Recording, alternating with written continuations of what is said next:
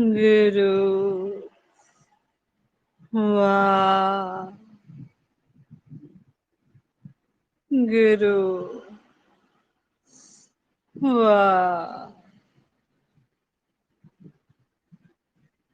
गुरु वाह गुरु ਗੁਰਮੁਖ ਪਿਆਰਿਓ, ਸੁਰਤੀ ਨੂੰ ਕੰਨਾਂ ਵਿੱਚ ਰੱਖਦੇ ਹੋਏ ਵਾਹੇ ਬੋਲ ਕੇ ਧਿਆਨ ਪੂਰਾ ਕੰਨਾਂ ਦੇ ਅੰਦਰ ਸੈਂਟਰ ਵਿੱਚ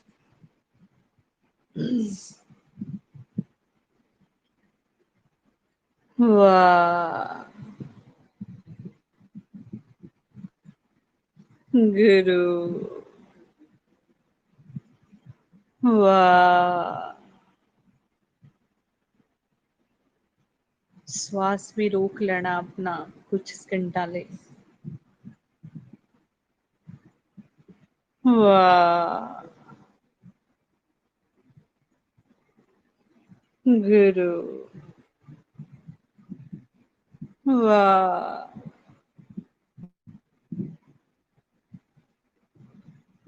ਗੁਰੂ ਵਾਹ ਗੁਰੂ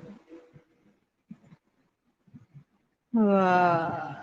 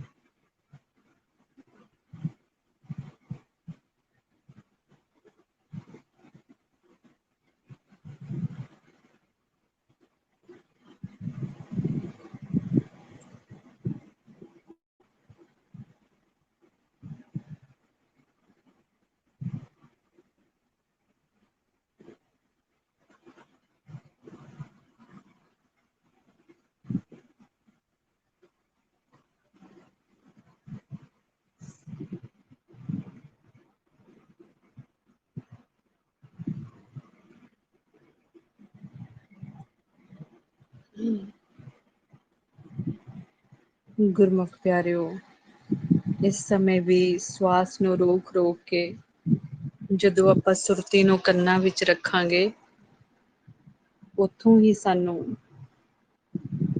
ਅਨਹਦ ਸ਼ਬਦ ਸੁਣਾਈ ਦੇਣੇ ਸ਼ੁਰੂ ਹੋਣੇ ਹੈ। ਸਰੀਰ ਇੰਨਾ ਢਿੱਲਾ ਪੈ ਗਿਆ, ਗਰਦਨ ਇੱਕ ਪਾਸੇ ਨੂੰ ਝੁਕ ਗਈ ਆਪਣੀ, ਧਿਆਨ ਪੂਰਾ ਕੰਨਾਂ ਦੇ ਅੰਦਰ, ਸਵਾਸ ਨੂੰ ਰੋਕ ਰੋਕ ਕੇ ਅੰਦਰੋਂ ਕੋਈ ਵੀ ਆਵਾਜ਼ ਸਾਨੂੰ ਮੱਧਮ ਤੋਂ ਮੱਧਮ ਵੀ ਸੁਣਾਈ ਦਿੰਦੀ ਹੈ, ਉਹਨੂੰ ਕੈਚ ਕਰਨਾ ਸਾਡੇ ਮਨ ਨੇ, ਸੁਰਤੀ ਨੇ।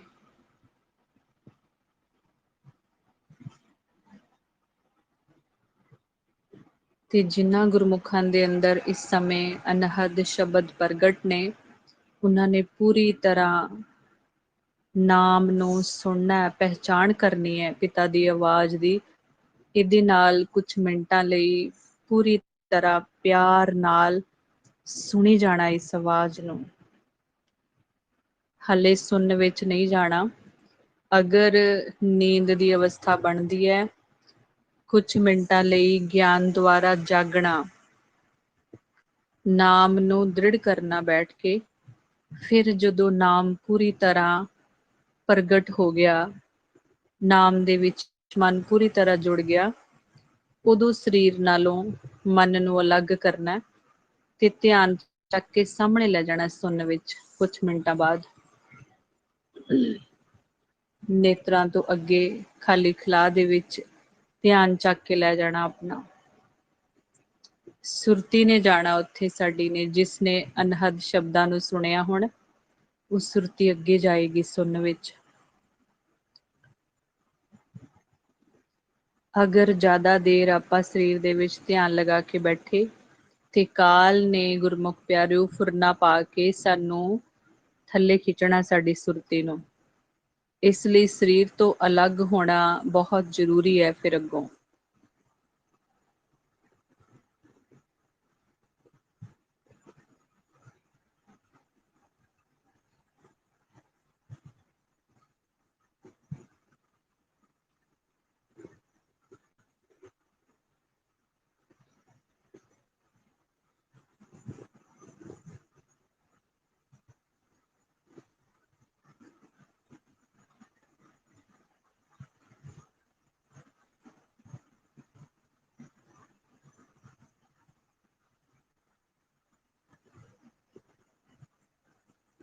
ਇੱਥੇ ਬੈਠ ਕੇ ਗੁਰਮੁਖ ਪਿਆਰਿਓ ਫੁਰਨਿਆਂ ਵਿੱਚ ਨਹੀਂ ਜਾਣਾ। ਅਗਰ ਫੁਰਨਾ ਆ ਰਿਹਾ ਹੈ, ਆਪਣੇ ਸਵਾਸ ਨੂੰ ਰੋਕ ਰੋਕ ਕੇ ਧਿਆਨ ਸਾਹਮਣੇ ਖਾਲੀ ਖਲਾਅ ਦੇ ਵਿੱਚ ਲੈ ਜਾਣਾ। ਜੋ ਆਪਾਂ ਸ਼ੁਰੂਆਤ ਵਿੱਚ ਖੁੱਲੇ ਨੇਤਰਾਂ ਨਾਲ ਸਾਹਮਣੇ ਦੇਖਿਆ ਸੀ, ਇੱਥੇ ਮਨ ਦੀ ਇਕਾਗਰਤਾ ਬਣਾਉਣ ਦੀ ਕੋਸ਼ਿਸ਼ ਕਰਨੀ ਹੈ। ਸਵਾਸ ਨੂੰ ਰੋਕ ਰੋਕ ਕੇ ਅਨਹਦ ਸ਼ਬਦ ਸਾਨੂੰ ਸਾਹਮਣੇ ਸੁਣਨ ਵਿੱਚੋਂ ਵੀ ਸੁਣਨਗੇ, ਅੰਦਰੋਂ ਵੀ ਸੁਣਨਗੇ। ਜਾਂ ਤੇ ਸੁਰਤੀ ਨੂੰ ਕੰਨਾਂ ਵਿੱਚ ਇਕਾਗਰ ਕਰ ਲਓ ਜਾਂ ਸਾਹਮਣੇ ਸੁਣਨ ਵਿੱਚ ਨੇਤਰਾਂ ਦੇ ਅੱਗੇ। ਡਬਲ ਮਾਈਂਡ ਨਹੀਂ ਹੋਣਾ ਗੁਰਮੁਖ ਪਿਆਰਿਓ। ਅਨਹਦ ਸ਼ਬਦਾਂ ਨੂੰ ਸੁਣਨਾ ਏ ਤੇ ਹਰ ਜਗ੍ਹਾ ਮਾਲਕ ਦੀ ਆਵਾਜ਼ ਚੱਲ ਰਹੀ ਹੈ। ਬਸ ਮਨ ਸਾਇਲੈਂਟ ਹੋਣਾ ਚਾਹੀਦਾ ਹੈ, ਧਿਆਨ ਅੰਤਰਗਤ ਹੋਣਾ ਚਾਹੀਦਾ ਹੈ।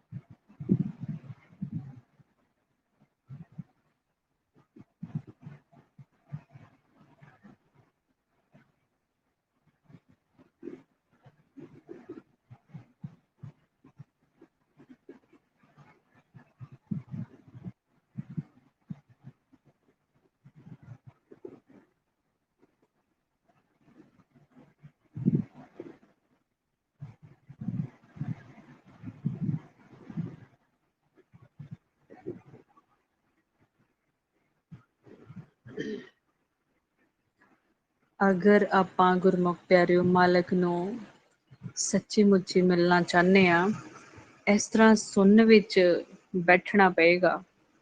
ਇਹ ਵਾਲੀ ਮਿਹਨਤ ਕਰਨੀ ਪੈਣੀ ਹੈ, ਕਿਉਂਕਿ ਇੱਥੇ ਬੈਠ ਕੇ ਹੀ ਸਾਡਾ ਮਨ ਜਦੋਂ ਨਾਮ ਨੂੰ ਅੰਦਰੋਂ ਦ੍ਰਿੜ ਕਰੇਗਾ, ਬਾਰ-ਬਾਰ ਸੁਣ ਸੁਣ ਕੇ ਨਾਲੇ ਤੇ ਮਨ ਦੀ ਮੈਲ ਧੋਤੀ ਜਾਏਗੀ, ਨਾਲ ਸਾਨੂੰ ਨਾਮ ਦੀ ਪਹਿਚਾਣ ਹੋਣੀ ਬਹੁਤ ਜ਼ਰੂਰੀ ਹੈ। ਪਿਤਾ ਦੀ ਆਵਾਜ਼ ਤੇ ਇਹਦੇ ਉੱਪਰ ਜਿਸ ਬੱਚੇ ਦਾ ਪੂਰਨ ਭਰੋਸਾ ਬਣ ਗਿਆ, ਨਾਮ ਹੀ ਸਾਡਾ ਸਭ ਤੋਂ ਵੱਡਾ ਸਹਾਰਾ ਹੈ ਗੁਰਮੁਖ ਪਿਆਰਿਓ, ਜਿਹਨੇ ਸਾਡਾ ਲੋਕ ਵੀ ਔਰ ਪਰਲੋਕ ਵੀ ਸਵਾਰਨਾ ਹੈ।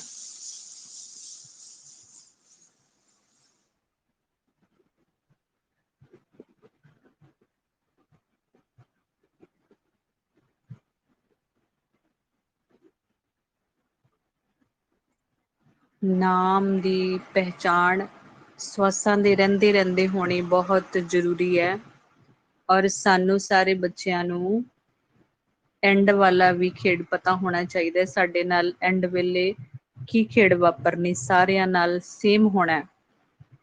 ਸੇਮ ਮਤਲਬ ਆਪਾਂ ਉਸ ਟਾਈਮ ਤੇ ਅਖੀਰਲੇ ਸਵਾਸ ਤੇ ਆਪਾਂ ਕੁਛ ਵੀ ਕਰਦੇ ਹੋ ਸਕਦੇ ਹਾਂ, ਪਰ ਅਗਰ ਅੰਦਰ ਨਾਮ ਪ੍ਰਗਟ ਹੋਏਗਾ, ਬਾਰ ਬਾਰ ਨਾਮ ਨੂੰ ਦ੍ਰਿੜ ਕੀਤਾ ਹੋਏਗਾ, ਨਾਮ ਦੀ ਪਹਿਚਾਣ ਹੋਏਗੀ, ਇਹੀ ਆਵਾਜ਼ ਜੋ ਪਿਤਾ ਦੀ ਆਵਾਜ਼ ਹੈ, ਅਨਹਦ ਸ਼ਬਦ, ਮਾਲਕ ਨੇ ਇਹ ਬਹੁਤ ਤੇਜ਼ ਕਰ ਦੇਣੀ ਹੈ। ਐਂਡ ਵਾਲੇ ਸਵਾਸ ਤੇ ਸਾਨੂੰ ਮੌਕਾ ਦੇਣਾ ਬੜਾ ਵੱਡਾ, ਮਨ ਨੂੰ ਮੌਕਾ ਦੇਣਾ ਹੈ ਗੁਰਮੁਖ ਪਿਆਰਿਓ ਮਾਲਕ ਨੇ। ਤੇ ਰੋਜ਼ ਜਿਨ੍ਹਾਂ ਬੱਚਿਆਂ ਨੇ ਨਾਮ ਦੇ ਵਿੱਚ ਧਿਆਨ ਲਗਾਇਆ ਹੋਏਗਾ, ਉਸ ਸਮੇਂ ਫਿਰ ਬੜੀ ਜਲਦੀ ਧਿਆਨ ਲੱਗ ਜਾਏਗਾ। ਸੁਰਤੀ ਜਦੋਂ ਸ਼ਬਦ ਦੇ ਨਾਲ ਰੋਜ਼ ਸਾਡੀ ਲਿਵ ਜੁੜੇਗੀ, ਸ਼ਬਦ ਤੇ ਸੁਰਤ ਦਾ ਰੋਜ਼ ਮੇਲ ਹੋਏਗਾ, ਫਿਰ ਅੰਤ ਸਮੇਂ ਵੀ ਹੋਏਗਾ। ਅਗਰ ਆਪਾਂ ਇਹ ਸੋਚਿਆ ਹੋਇਆ ਕਿ ਕੋਈ ਗੱਲ ਨਹੀਂ, ਜਦੋਂ ਐਂਡ ਵਾਲਾ ਸਵਾਸ ਆਏਗਾ ਸਾਨੂੰ ਪਹਿਚਾਣ ਹੋ ਗਈ ਹੈ ਤੇ ਆਪਾਂ ਉਹਦੇ 'ਚ ਧਿਆਨ ਲਗਾ ਲਾਂਗੇ, ਏਦਾਂ ਨਹੀਂ ਲੱਗੇਗਾ ਗੁਰਮੁਖ ਪਿਆਰਿਓ। ਰੋਜ਼ ਥੋੜਾ ਥੋੜਾ ਲਗਾਉਣਾ ਪਏਗਾ ਧਿਆਨ। ਇਹ ਕੋਈ ਆਮ ਖੇਡ ਨਹੀਂ ਹੈ। ਮਾਲਕ ਦੀ ਕਿਰਪਾ ਦ੍ਰਿਸ਼ਟੀ ਵਿੱਚ ਆਉਣ ਵਾਸਤੇ ਸਾਨੂੰ ਰੋਜ਼ ਨਾਮ ਦੇ ਨਾਲ ਲਿਵ ਜੋੜਨੀ ਹੀ ਪੈਣੀ ਹੈ। ਕੱਲਾ ਪਹਿਚਾਣ ਕਰਨ ਨਾਲ ਵੀ ਗੱਲ ਨਹੀਂ ਬਣਨੀ, ਕਿਉਂਕਿ ਅੰਤ ਸਮੇਂ ਪਤਾ ਨਹੀਂ ਉਸ ਸਮੇਂ ਧਿਆਨ ਕਿੱਧਰ ਹੋਏਗਾ ਸਾਡਾ, ਇੱਕਦਮ ਨਾਮ ਦੇ ਵਿੱਚ ਨਹੀਂ ਜੁੜੇਗਾ। ਆਪਾਂ ਹੁਣੇ ਹੀ ਬੈਠ ਕੇ ਦੇਖ ਲਈਏ, ਸਾਨੂੰ ਕਿੰਨੀ ਦੇਰ ਪਹਿਲਾਂ ਸਿਮਰਨ ਕਰਨਾ ਪੈਂਦਾ ਹੈ ਨਾ, ਫਿਰ ਮਨ ਇਕਾਗਰ ਹੁੰਦਾ। ਸਿਮਰਨ ਕਰ ਕਰਕੇ ਨਿਰਮਲ ਹੋ ਜਾਵੇ ਇੰਨਾ ਸਾਡਾ ਮਨ, ਸੁਰਤੀ ਇੰਨੀ ਨਿਰਮਲ ਹੋ ਜਾਏ ਕਿ ਸਿਮਰਨ ਤੋਂ ਬਿਨਾਂ ਵੀ ਮਨ ਅੰਦਰ ਪੂਰੀ ਤਰ੍ਹਾਂ ਨਾਮ ਪ੍ਰਗਟ ਹੋ ਜਾਏ। 24 ਘੰਟੇ ਉੱਠਦੇ ਬਹਿੰਦੇ ਸੌਂਦੇ ਜਾਗਦੇ ਅੰਦਰ ਲਗਾਤਾਰ ਨਾਮ ਦਾ ਪ੍ਰਵਾਹ ਚੱਲ ਪਵੇ ਸਾਡੇ ਅੰਦਰ।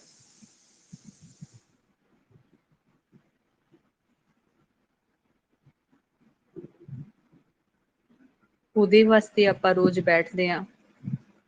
ਜਿਹੜਾ ਨਾਮ ਗੁਪਤ ਹੋ ਗਿਆ ਉਹ ਲਗਾਤਾਰ ਪ੍ਰਗਟ ਹੋ ਜਾਏ ਸਾਡੇ ਅੰਦਰ। ਜਦੋਂ ਇਸ ਤਰ੍ਹਾਂ ਬੈਠ ਕੇ ਰੋਜ਼ ਨਾਮ ਨੂੰ ਸੁਣਾਂਗੇ ਤਾਂ ਹੀ ਗੁਰਮੁਖ ਪਿਆਰਿਓ ਪ੍ਰਗਟ ਹੋਏਗਾ ਅੰਦਰ ਨਾਮ।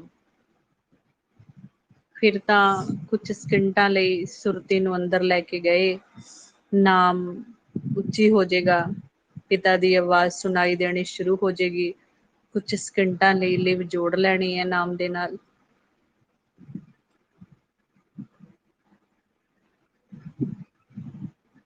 ਉਹ ਹੈ ਅਸਲ ਪਿਆਰ, ਅਸਲ ਭਗਤੀ।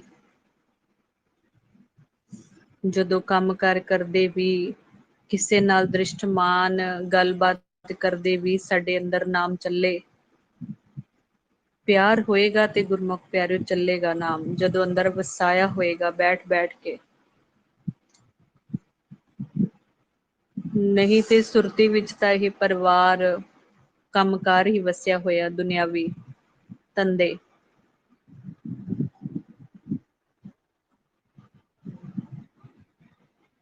ਬਾਹਰਲੇ ਇੰਨੇ ਰਸ ਲੱਗੇ ਹੋਏ ਨੇ, ਨਾਮ ਦਾ ਰਸ ਬਹੁਤ ਵਿਰਲੇ ਬੱਚਿਆਂ ਨੂੰ ਆਉਂਦਾ ਹੈ। ਜਿੰਨੇ ਵੀ ਅਸੀਂ ਸੰਗਤ ਵਿੱਚ ਬੈਠੇ ਹਾਂ, ਆਪਣੀ ਉਹ ਕੋਸ਼ਿਸ਼ ਜਾਰੀ ਹੈ ਸਾਰੇ ਬੱਚਿਆਂ ਦੀ ਕਿ ਸਾਡੇ ਅੰਦਰ ਨਾਮ ਦਾ ਲਗਾਤਾਰ ਪ੍ਰਵਾਹ ਚੱਲ ਪਵੇ ਨਾਮ ਦਾ, ਔਰ ਪਿਆਰ ਪੈ ਜਾਏ ਸ਼ਬਦ ਦੇ ਨਾਲ। ਕਿਉਂਕਿ ਸਾਡੇ ਪਿਤਾ ਦਾ ਹੁਕਮ ਇਹੀ ਹੈ, ਜਿਨ੍ਹਾਂ ਨੇ ਪਿਆਰ ਕੀਤਾ ਉਹੀ ਮਾਲਕ ਨੂੰ ਮਿਲ ਸਕਦੇ ਆ। ਤੇ ਆਪਾਂ ਪਿਆਰ ਕਰਨਾ ਹੀ ਸਿੱਖ ਰਹੇ ਹਾਂ ਸਾਰੇ ਬੱਚੇ। ਸਾਚ ਕਹੂੰ ਸੁਨ ਲਿਹੋ ਸਭੈ, ਜਿਨ ਪ੍ਰੇਮ ਕੀਓ ਤਿਨ ਹੀ ਪ੍ਰਭ ਪਾਇਓ। ਅਗਰ ਮਾਲਕ ਨੂੰ ਮਿਲਣਾ ਚਾਹੁੰਦੇ ਆ ਤੇ ਸ਼ਬਦ ਨੂੰ ਪਿਆਰ ਕਰਨਾ ਪੈਣਾ ਬਾਰ ਬਾਰ। ਫਿਰ ਆਪਣੇ ਆਪ ਦੁਨਿਆਵੀ ਰਸ ਫਿੱਕੇ ਪੈ ਜਾਣਗੇ। ਰਸਨਾ ਦੇ ਇੰਨੇ ਰਸ ਲੱਗੇ ਹੋਏ ਨੇ, ਕੰਨਾਂ ਦੇ ਰਸ ਲੱਗੇ ਹੋਏ ਨੇ, ਨੇਤਰਾਂ ਨੂੰ ਰਸ ਲੱਗਿਆ ਹੋਇਆ, ਪਰਾਇਆ ਰੂਪ ਪਰਾਇਆ ਧਨ ਦੇਖੀ ਜਾ ਰਹੇ ਨੇ। ਕੰਨ ਪਰਾਈ ਨਿੰਦਾ ਚੁਗਲੀ ਬੁਰਾਈ ਸੁਣ ਸੁਣ ਕੇ ਰਸ ਲੈ ਰਹੇ ਹੈ। ਰਸਨਾ ਬਾਹਰਲੇ ਸਵਾਦਾਂ ਵਿੱਚ ਲੱਗੀ ਹੋਈ ਹੈ। ਇਹ ਵੀ ਗੁਰਬਾਣੀ ਗੁਰੂ ਦੱਸ ਰਹੇ ਆ ਗੁਰਮੁਖ ਪਿਆਰਿਓ। ਰਸ ਸੋਇਨਾ ਰਸ ਰੂਪਾ, ਇਸ ਸੋਨੇ ਚਾਂਦੀ ਦੇ ਬਾਹਰੋਂ ਰਸ ਲੱਗੇ ਹੋਏ ਨੇ, ਗਹਿਣੇ ਕੱਪੜੇ। ਰਸ ਸੋਇਨਾ ਰਸ ਰੂਪਾ ਕਾਮਣ, ਰਸ ਪਰਮਲ ਕੀ ਵਾਸ, ਰਸ ਘੋੜੇ ਰਸ ਸੇਧਾ ਸੇਜਾ ਮੰਦਰ। ਇਹ ਗੱਡੀਆਂ, ਬੈਡ, ਮੰਦਰ, ਕੋਠੀਆਂ, ਇਹਨਾਂ ਦੇ ਰਸ ਲੱਗੇ ਹੋਏ ਨੇ। ਘੋੜੇ ਕਿਹਨੂੰ ਕਿਹਾ? ਗੱਡੀਆਂ ਨੂੰ। ਰਸ ਘੋੜੇ ਰਸ ਸੇਜਾ ਮੰਦਰ, ਰਸ ਮੀਠਾ ਰਸ ਮਾਸ, ਇਤੇ ਰਸ ਸਰੀਰ ਕੇ ਕਹਿ ਘਟ ਨਾਮ ਨਿਵਾਸ। ਬਾਹਰਲੇ ਇੰਨੇ ਰਸ ਲੱਗੇ ਹੋਏ ਨੇ, ਕਿਵੇਂ ਅੰਦਰ ਨਾਮ ਵਸੇਗਾ? ਜਦੋਂ ਇਹ ਸਾਰੇ ਰਸ ਫਿੱਕੇ ਪੈ ਗਏ ਗੁਰਮੁਖ ਪਿਆਰਿਓ, ਫਿਰ ਨਾਮ ਦਾ ਰਸ ਆਏਗਾ, ਅੰਮ੍ਰਿਤ ਰਸ ਆਏਗਾ, ਫਿਰ ਰਸਨਾ ਤੇ ਕੰਠ ਤੇ।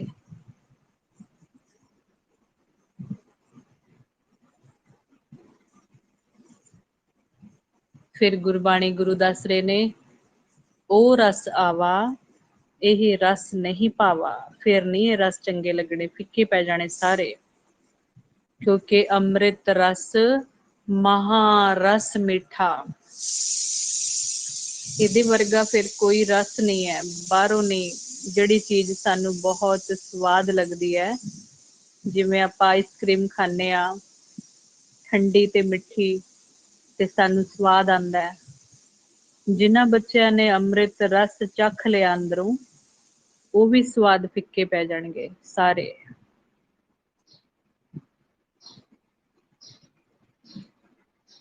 ਤੇ ਉਸ ਸਵਾਦ ਦਾ, ਉਸ ਰਸ ਦਾ ਆਨੰਦ ਮਾਣਨ ਵਾਸਤੇ ਸਾਨੂੰ ਪਹਿਲਾਂ ਰਸਨਾ ਨੂੰ ਵੀ ਪਵਿੱਤਰ ਕਰਨਾ ਪਏਗਾ, ਜਪ ਜਪ ਕੇ, ਕੰਨਾਂ ਨੂੰ ਵੀ, ਨੇਤਰਾਂ ਨੂੰ ਵੀ। ਇਹ ਜੋ ਸਾਡੀਆਂ ਗਿਆਨ ਇੰਦਰੀਆਂ, ਕਰਮ ਇੰਦਰੀਆਂ ਮੈਲੀਆਂ ਹੋ ਗਈਆਂ, ਇਹ ਵੀ ਨਾਮ ਜਪਣ ਨਾਲ ਹੀ ਸ਼ੁੱਧ ਹੋਣਗੇ ਸਾਰੇ।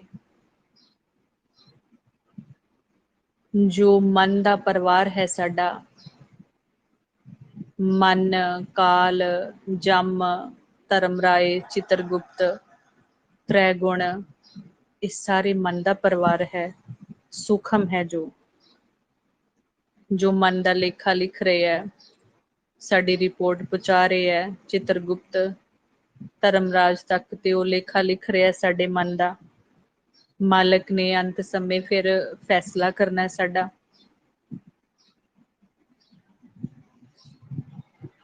ਧਰਮਰਾਜ ਨੇ ਮਾਲਕ ਨੂੰ ਪੜ੍ਹ ਕੇ ਸੁਣਾਉਣਾ ਸਾਡਾ ਲੇਖਾ। ਜਿਹੜੇ ਹੱਟ ਨੇ, ਜਿਨ੍ਹਾਂ ਤਿੰਨਾਂ ਹੱਟਾਂ ਤੇ ਸਵਾਸਾਂ ਦਾ ਧਨ ਖਰਚ ਕੀਤਾ ਹੋਏਗਾ, ਉਹ ਸਵਾਸ ਅਲੱਗ-ਅਲੱਗ ਕੀਤੇ ਜਾਣੇ ਨੇ। ਚੌਥੇ ਪਦ ਵਾਲੇ ਸਵਾਸ ਅਲੱਗ ਕੀਤੇ ਜਾਣੇ ਨੇ, ਜਿਹੜੇ ਨਾਮ ਦੇ ਵਿੱਚ ਜੁੜ ਕੇ ਸਫਲੇ ਕੀਤੇ ਨੇ।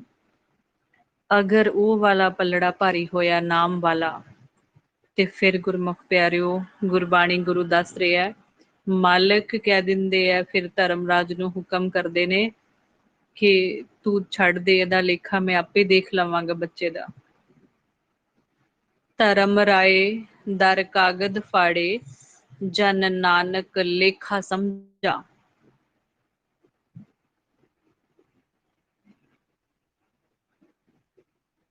ਜਦੋਂ ਫਿਰ ਨਾਮ ਪ੍ਰਗਟ ਹੋ ਗਿਆ, ਗੁਰਬਾਣੀ ਗੁਰੂ ਦੱਸ ਰਹੇ ਨੇ ਕਿ ਫਿਰ ਇਹਨਾਂ ਜਮਦੂਤਾਂ ਦੀ ਨਹੀਂ ਚੱਲਦੀ ਫਿਰ ਉੱਥੇ। ਇਹ ਤਾਂ ਨਾਮ ਦੇ ਵਿੱਚ ਸਮਾ ਕੇ ਜਿਹੜਾ ਬੱਚਾ ਜਾਂਦਾ ਹੈ ਅੰਤ ਸਮੇਂ, ਉਹਨੂੰ ਸਲੂਟਾ ਮਾਰਦੇ ਆ ਗੁਰਮੁਖ ਪਿਆਰਿਓ।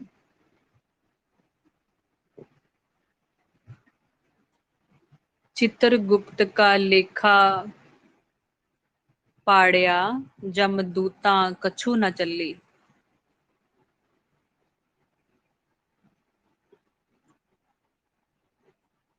ਬਾਕੀ ਬੱਚਿਆਂ ਦਾ ਲੇਖਾ ਲਿਖਿਆ ਜਾ ਰਿਹਾ, ਜਿਹੜੇ ਬੱਚੇ ਨਾਮ ਦੇ ਵਿੱਚ ਸਮਾ ਕੇ ਜਾਂਦੇ ਆ, ਉਹਨਾਂ ਦਾ ਨਹੀਂ ਲੇਖਾ ਪੁੱਛਦੇ। ਉਹਨਾਂ ਨੂੰ ਤੇ ਸਲੂਟਾਂ ਪੈਂਦੀਆਂ ਨੇ, ਮਾਲਕ ਵੀ ਸ਼ਾਬਾਸ਼ ਦਿੰਦੇ ਆ ਉਸ ਬੱਚੇ ਨੂੰ ਕਿ ਬੱਚਾ ਖੇਡ ਜਿੱਤ ਕੇ ਆਇਆ।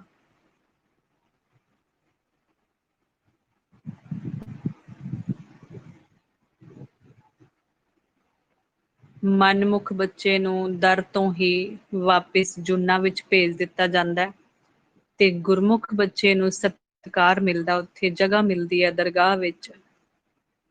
ਇੱਕ ਗੁਰਬਾਣੀ ਗੁਰੂ ਦੱਸ ਰਹੇ ਨੇ ਇਸ ਬਾਰੇ ਵੀ ਗੁਰਮੁਖ ਪਿਆਰਿਓ, ਰੇ ਰੇ ਦਰਗਹਿ ਕਹਿ ਨਾ ਕੋਊ, ਆਓ ਬੈਠ ਆਦਰ ਸ਼ੁਭ ਦੇਊ। ਬਿਠਾਉਂਦੇ ਆ ਆਪਣੇ ਕੋਲ ਮਾਲਕ ਉਸ ਬੱਚੇ ਨੂੰ, ਦਰਗਾਹ ਦੇ ਵਿੱਚ ਜਗ੍ਹਾ ਦਿੰਦੇ ਆ। ਫਿਰ ਕੋਈ ਰੇ ਰੇ ਕਰਕੇ ਗਲਤ ਬੋਲ ਕੇ ਵਾਪਿਸ ਨਹੀਂ ਦਰ ਤੋਂ ਬਾਹਰ ਭੇਜਦੇ, ਆਪਣੇ ਕੋਲ ਬਿਠਾਉਂਦੇ ਆ ਗੁਰਮੁਖ ਬੱਚਿਆਂ ਨੂੰ। ਤੇ ਆਪਾਂ ਵੀ ਇਹੀ ਚਾਹੁੰਦੇ ਆ ਸਾਰੇ ਬੱਚੇ, ਸਾਡਾ ਵੀ ਮਿਲਾਪ ਹੋਵੇ, ਦਰਗਾਹ ਵਿੱਚ ਜਗ੍ਹਾ ਮਿਲੇ ਸਾਨੂੰ ਵੀ।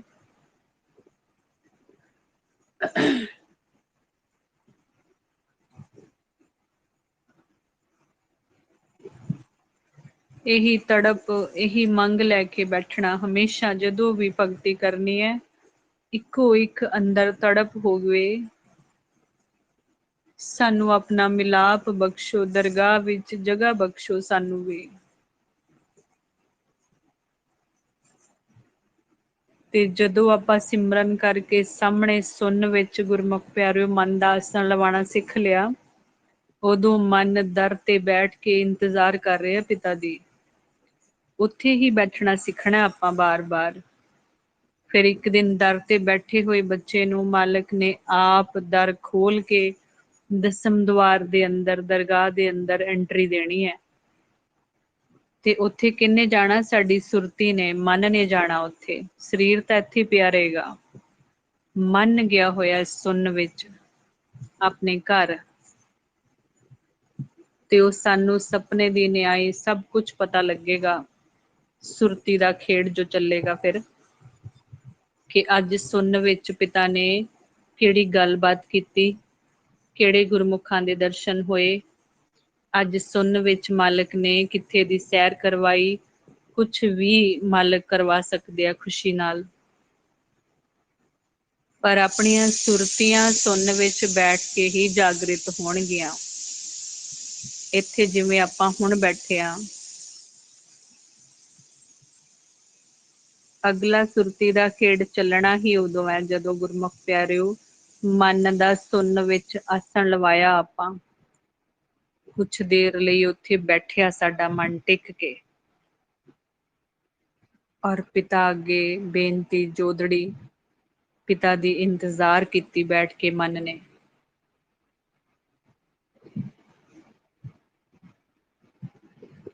ਮੋਹੇ ਗਰੀਬ ਕੋ ਲੇਹੁ ਰਲਾਏ, ਨਾਨਕ ਆਏ ਪਏ ਸ਼ਰਨਾਏ।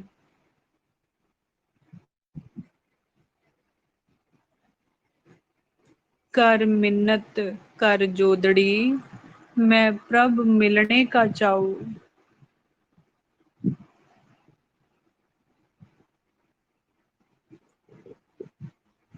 ਅਗਰ ਚਾਉ ਰੱਖਦੇ ਆ ਮਿਲਣ ਦਾ, ਫਿਰ ਬੈਠਣਾ ਪਏਗਾ। ਕੱਲੀਆਂ ਅਰਦਾਸਾਂ ਨਹੀਂ ਕਰਨੀਆਂ, ਬੈਠਣਾ ਪਏਗਾ ਸੁਣਨ ਵਿੱਚ ਜਾ ਜਾ ਕੇ। ਆਪਣੇ ਸਵਾਸ ਜਮ੍ਹਾਂ ਕਰਾਣੇ ਪੈਣਗੇ ਹੱਟ ਤੇ, ਨਾਮ ਵਾਲੇ ਹੱਟ ਤੇ।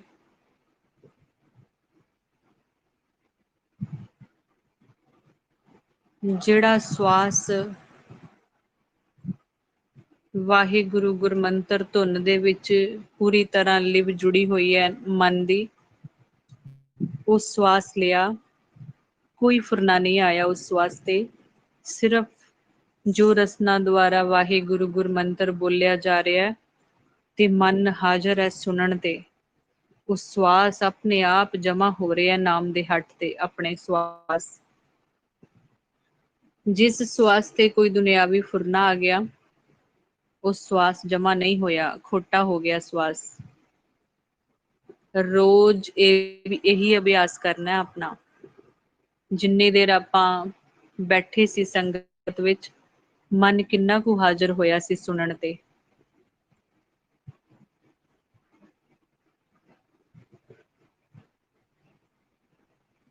ਅਗਰ ਸੰਗਤ ਵਿੱਚ ਬੈਠੇ ਵੀ ਫੁਰਨੇ ਚੱਲੀ ਜਾ ਰਹੇ ਨੇ, ਧਿਆਨ ਇੱਧਰ ਉੱਧਰ ਬਿਖਰਿਆ ਹੋਇਆ, ਤੇ ਸਵਾਸ ਜਮਾ ਨਹੀਂ ਹੋ ਰਹੇ ਗੁਰਮੁਖ ਪਿਆਰਿਓ, ਇਹ ਸਾਡਾ ਭਰਮ ਹੋਏਗਾ ਕਿ ਮੈਂ 1 ਘੰਟਾ ਲਗਾਇਆ, 2 ਘੰਟੇ ਲਗਾਏ।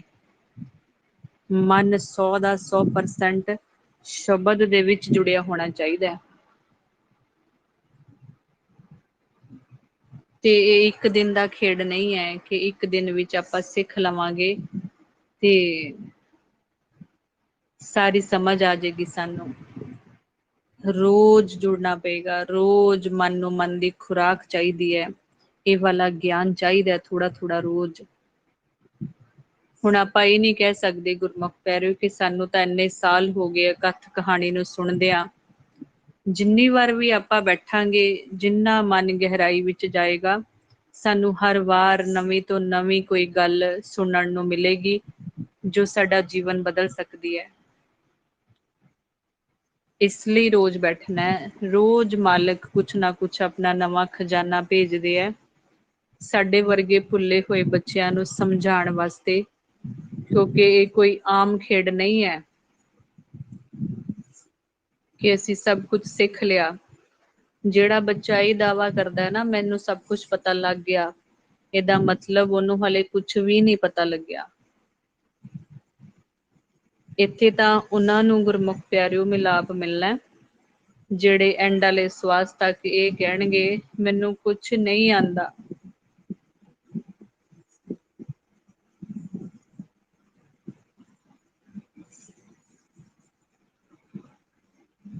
ਜਿੱਥੇ ਸਾਡੀ ਸੋਚ ਗੁਰਮੁਖ ਪਿਆਰਿਓ ਖਤਮ ਹੁੰਦੀ ਹੈ ਨਾ, ਮਾਲਕ ਦੀ ਉੱਥੋਂ ਸ਼ੁਰੂ ਹੁੰਦੀ ਹੈ। ਇਸੇ ਕਰਕੇ ਆਪਾਂ ਬਾਰ-ਬਾਰ ਕਹਿੰਦੇ ਆ ਸਾਨੂੰ ਆਪਾ ਸਮਰਪਿਤ ਕਰਨਾ ਆਉਣਾ ਚਾਹੀਦਾ ਮਾਲਕ ਅੱਗੇ। ਕੱਲਾ ਤਨ ਨੂੰ ਨਹੀਂ ਝੁਕਾਉਣ ਨਾਲ ਗੱਲ ਬਣਨੀ, ਮਨ ਨੂੰ ਝੁਕਾਣਾ ਮਾਲਕ ਅੱਗੇ। ਨਿਮਰਤਾ, ਗਰੀਬੀ ਮਨ ਦੀ, ਸਹਿਨਸ਼ੀਲਤਾ, ਧਿਆਨ ਪੰਜ ਤੁਰਾਈਆਂ ਖਤਮ। ਮੇਰੇ ਕੀਤਿਆਂ ਕੁਛ ਵੀ ਨਹੀਂ ਹੋ ਸਕਦਾ, ਤੁਸੀਂ ਕਿਰਪਾ ਕਰੋ ਆਪਣੀ ਭਗਤੀ ਆਪ ਕਰਵਾਓ।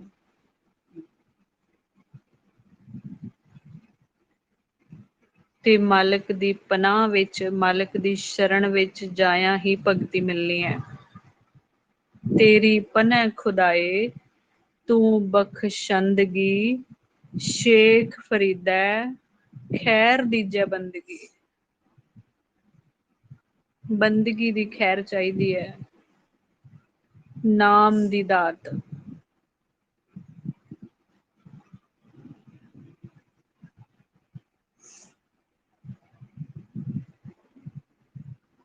ਇੱਥੇ ਸਾਰੇ ਬੱਚੇ ਆਪਾਂ ਭਿਖਾਰੀ ਬਣ ਕੇ ਸਾਡੇ ਮਨਾਂ ਨੇ ਬੈਠਣਾ ਤੇ ਕੀ ਮੰਗ ਕਰਨੀ ਹੈ? ਭਗਤੀ। ਹਮ ਭੀਖਕ ਭੇਖਾਰੀ ਤੇਰੇ, ਤੂੰ ਨਿਜ ਪਤ ਹੈ ਦਾਤਾ।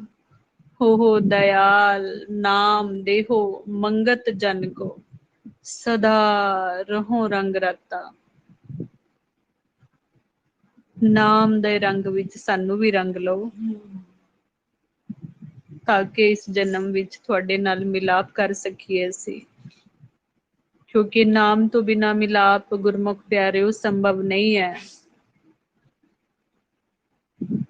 ਅਗਰ ਨਾਮ ਦੀ ਪਹਿਚਾਣ ਨਾ ਹੋਈ ਤੇ ਦੁਬਾਰਾ ਐਂਡ ਵਾਲੇ ਸਵਾਸ ਤੇ ਧਿਆਨ ਮਾਇਆ ਵੱਲ ਰਹਿ ਗਿਆ, ਧੀਆਂ ਪੁੱਤਰਾਂ ਵੱਲ ਚਲਾ ਗਿਆ, ਮਕਾਨਾਂ ਵੱਲ ਚਲਾ ਗਿਆ ਤੇ ਜੂਨਾਂ ਤਿਆਰ ਨੇ ਸਾਡੇ ਲਈ। ਫਿਰ ਸਾਡਾ ਖੇਡ ਐਂਡ ਵਾਲੇ ਸਵਾਸ ਤੇ ਖੜਾ ਹੈ, ਉਹਦੇ ਲਈ ਰੋਜ਼ ਤਿਆਰੀ ਕਰਨੀ ਹੈ।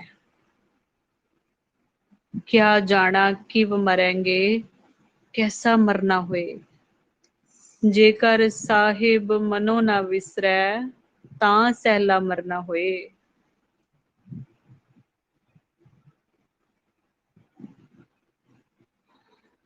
ਤੇ ਹਮੇਸ਼ਾ ਗੁਰਮੁਖ ਪਿਆਰਿਓ ਆਪਾਂ ਮੰਗ ਵੀ ਇਹੀ ਕਰਦੇ ਆ ਨਾ, ਹਰ ਵਾਰ ਜਦੋਂ ਵੀ ਆਪਾਂ ਬੈਠਦੇ ਹਾਂ, ਹਰ ਰੋਜ਼ ਇੱਕੋ ਇੱਕ ਐਂਡ ਵਾਲੀ ਪੁਕਾਰ ਸਾਨੂੰ ਸਾਰੇ ਬੱਚਿਆਂ ਨੂੰ ਪਤਾ ਹੋਣੀ ਚਾਹੀਦੀ ਹੈ।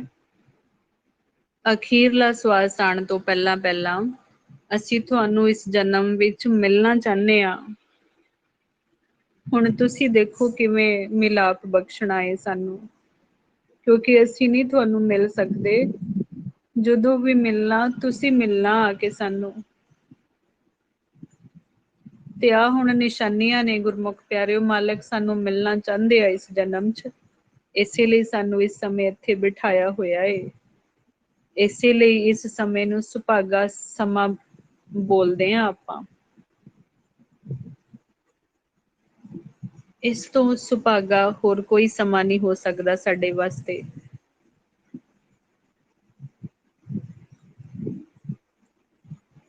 ਕਈ ਵਾਰ ਦ੍ਰਿਸ਼ਟਮਾਨ ਰੂਪ ਵਿੱਚ ਆਪਾਂ ਕਹਿੰਦੇ ਆ ਨਾ ਕਿ ਉਸ ਬੰਦੇ ਦੀ ਲੋਟਰੀ ਨਿਕਲ ਆਈ ਹੈ, ਹਨਾ, ਤੇ ਉਹ ਬੜਾ ਭਾਗਾਂ ਵਾਲਾ ਏ। ਆਹ ਏ ਅਸਲ ਲੋਟਰੀ ਸਾਡੀ। ਜਦੋਂ ਇਹ ਸੱਚ ਦੀ ਸੰਗਤ ਵਿੱਚ ਬੈਠ ਕੇ ਜਦੋਂ ਨਾਮ ਦੀ ਦਾਤ ਮਿਲ ਗਈ ਨਾ, ਉਹ ਹੈ ਲੋਟਰੀ ਇਸ ਜਨਮ ਲਈ। ਉਹ ਤਾਂ ਇੱਥੇ ਹੀ ਰਹਿ ਜਾਣਾ ਹੈ, ਦ੍ਰਿਸ਼ਟਮਾਨ ਧਨ। ਇੱਕ ਹੋਰ ਕਿੰਨਾ ਵੱਡਾ ਪੁਆਇੰਟ ਹੈ ਗੁਰਮੁਖ ਪਿਆਰਿਓ, ਸਾਰਾ ਜ਼ੋਰ ਬੰਦੇ ਨੇ ਤਨ ਦੀ ਜਿਹੜੀ ਮਾਇਆ ਹੈ ਇਹਦੇ ਵਾਸਤੇ, ਦ੍ਰਿਸ਼ਟਮਾਨ ਮਾਇਆ ਵਾਸਤੇ ਪੂਰਾ ਜ਼ੋਰ ਲਾਇਆ ਹੋਇਆ ਕਿ ਇੱਥੇ ਰਹਿਣਾ ਸੌਖਾ ਹੋ ਜਾਵੇ। ਪਰ ਇਹ ਜਿਹੜਾ ਧਨ ਹੈ ਦ੍ਰਿਸ਼ਟਮਾਨ ਦੌਲਤ, ਇਹ ਸਿਰਫ ਇੱਥੇ ਹੀ ਕੰਮ ਆਈ, ਸਾਡੇ ਅੱਗੋਂ ਨਹੀਂ ਸਾਥ ਦਿੱਤਾ ਇਹਨੇ। ਸਗੋਂ ਇਹਨੇ ਮਾਲਕ ਨਾਲੋਂ ਦੂਰੀ ਪਾਈ ਰੱਖੀ ਸਾਡੀ, ਜਦੋਂ ਸੁੱਖ ਸਹੂਲਤਾਂ ਵਿੱਚ ਫਸ ਗਏ ਆਪਾਂ। ਤੇ ਜੇ ਆਪਾਂ ਇਹ ਵਾਲਾ ਉਦਮ ਕੀਤਾ, ਨਾਮ ਧਨ ਇਕੱਠਾ ਕੀਤਾ ਨਾ ਇਸ ਜਨਮ 'ਚ, ਤੇ ਇਹਦੇ ਨਾਲ ਅਸੀਂ ਇੱਥੇ ਵੀ ਸੁਖੀ ਹੋ ਜਾਵਾਂਗੇ ਤੇ ਅੱਗੋਂ ਵੀ ਦਰਗਾਹ ਵਿੱਚ ਵੀ ਸੁੱਖ ਮਿਲੇਗਾ, ਸਾਨੂੰ ਜਗ੍ਹਾ ਮਿਲੇਗੀ ਦਰਗਾਹ ਵਿੱਚ।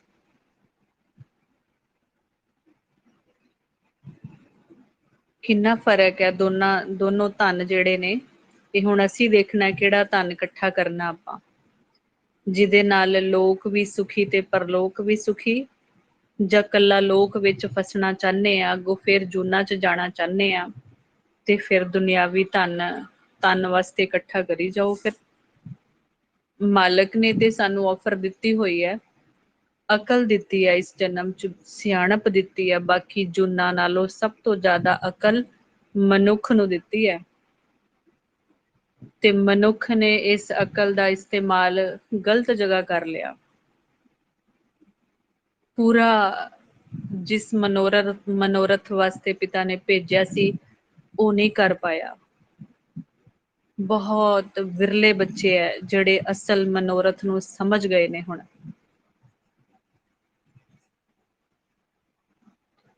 ਰੋਜ਼ ਪੜਿਆ ਪਈ ਪ੍ਰਾਪਤ ਮਾਨੁਖ ਦੇ ਹੁਰੀਆ, ਗੋਬਿੰਦ ਮਿਲਣ ਕੀ ਇਹ ਤੇਰੀ ਬਰੀਆ। ਪੜ ਕੇ ਅੱਗੇ ਲੰਘ ਗਏ। ਅਗਰ ਮਨ ਖੋਜੀ ਹੁੰਦਾ ਤੇ ਇੱਥੇ ਰੁਕ ਜਾਣਾ ਸੀ। ਮਿਲਾਪ ਵਾਸਤੇ ਮਨੁੱਖਾ ਦੇਹੀ ਮਿਲੀ ਹੈ, ਮਨ ਖੋਜੀ ਨਹੀਂ ਬਣਿਆ। ਗੁਰੂ ਵਾਲੇ ਵੀ ਬਣ ਗਏ, ਅੰਮ੍ਰਿਤ ਦੀ ਦਾਤ ਵੀ ਲੈ ਲਈ, ਨਿਤਨੇਮ ਵੀ ਕੀਤਾ, ਪਰ ਸਿਰਫ ਬਾਹਰੋਂ ਪੜਿਆ, ਅੰਦਰ ਕੋਈ ਬਦਲਾਵ ਨਹੀਂ ਆਇਆ ਜੀਵਨ ਵਿੱਚ। ਜਦ ਤੱਕ ਮਨ ਖੋਜੀ ਨਹੀਂ ਬਣਿਆ, ਜਦ ਤੱਕ ਜੋ ਪਿਤਾ ਨੇ ਗੁਰਬਾਣੀ ਗੁਰੂ ਦੇ ਵਿੱਚ ਹੁਕਮ ਲਗਾਏ ਉਹਨੂੰ ਨਾ ਮੰਨਿਆ, ਨਾ ਪਿਤਾ ਦਾ ਕਹਿਣਾ ਮੰਨ ਕੇ ਮਿਹਨਤ ਕੀਤੀ, ਫਿਰ ਕਿਵੇਂ ਮਿਲਾਪ ਹੋਏਗਾ।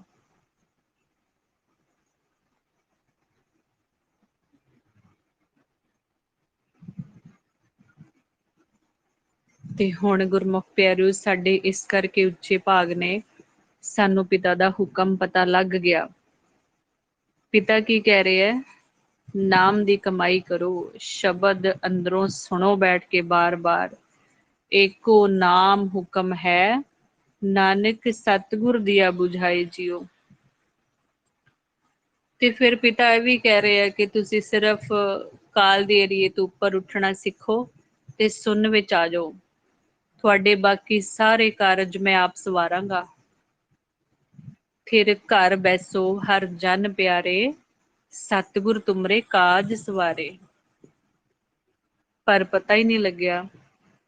ਇੰਨਾ ਉਦਮ ਗੁਰਮੁਖ ਪਿਆਰਿਓ, ਇੰਨੀ ਸਾਨੂੰ ਮਾਲਕ ਨੇ ਇਹ ਪਾਵਰ ਦਿੱਤੀ ਹੋਈ ਹੈ, ਸਿਮਰਨ ਕਰਕੇ ਸੁਣਨ ਵਿੱਚ ਸਾਨੂੰ ਇੱਕ ਕਦਮ ਪੁੱਟ ਕੇ ਜਾਣਾ ਪੈਣਾ ਉੱਥੇ, ਤਾਂ ਅੱਗੋਂ ਪਿਤਾ ਨੇ ਕਰੋੜਾਂ ਕਦਮ ਲੈਣ ਆਉਣਾ ਸਾਨੂੰ। ਅਸੀਂ ਸੋਚਦੇ ਹਾਂ ਸਾਨੂੰ ਕੁਛ ਨਾ ਕਰਨਾ ਪਵੇ, ਏਦਾਂ ਹੀ ਬੈਠੇ ਬਿਠਾਏ ਹੀ ਨਾਮ ਪ੍ਰਗਟ ਹੋ ਜਾਏ, ਪਰ ਪਹਿਲਾਂ ਭੇਦ ਤੇ ਲੈਣਾ ਪਏਗਾ ਨਾ, ਨਿਸ਼ਾਨੀ ਤਾਂ ਪਤਾ ਕਰਨੀ ਪਏਗੀ, ਫਿਰ ਹੀ ਅਸਲ ਆਨੰਦ ਹੈ ਸਾਡੇ ਲਈ।